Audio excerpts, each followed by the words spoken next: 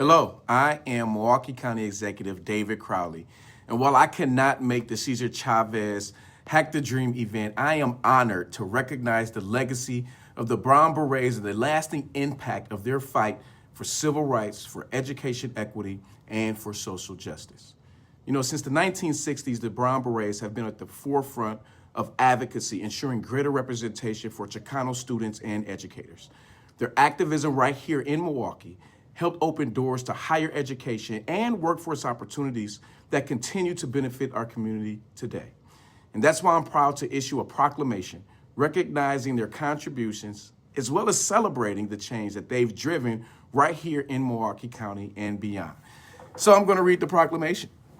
Whereas since the 1960s, the Brown Berets have been essential advocates for the civil rights of Chicanos, with their Milwaukee branch recognizing and combating years of historic inequality, rallying against institutional racism, and meeting the needs of Chicano Milwaukeeans. And whereas founded in 1967 as the Young Chicanos for Community Action, the Brown Berets strongly opposed prejudice against Chicano students in the classroom and advocated for greater representation in teaching staff, linguistics, and curriculum, even in the face of imprisonment and retaliatory violence. And whereas during the same era in Milwaukee, the Brown Berets often protested alongside Black civil rights activists, picketing Allen Bradley for discriminatory hiring practices and demonstrating against welfare cuts in Madison alongside Father Grappi and members of Milwaukee's NAACP's Youth Council. And whereas the Brown Berets notably fought for increased Chicano representation in higher education, protesting the University of Wisconsin-Milwaukee, UWM, for having only 12 Chicano students in 1970, as well as staging marches, a hunger strike, and a sit-in of the Chancellor's office to pressure UWM to agree to their demands for increased Chicano representation.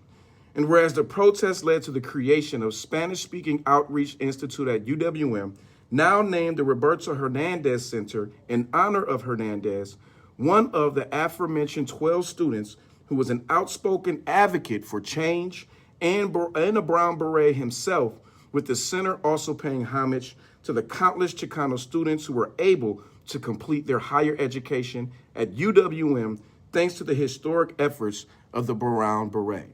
Now, therefore, I, David Crowley, County Executive of Milwaukee County, on March 20th, 2025, do hereby recognize and honor the contributions of the Brown Berets in celebration of the social change they facilitated and as a reminder of the work that we all must continue to do to protect our residents and ensure truly equal opportunity for all. Congratulations, and thank you for all that you do.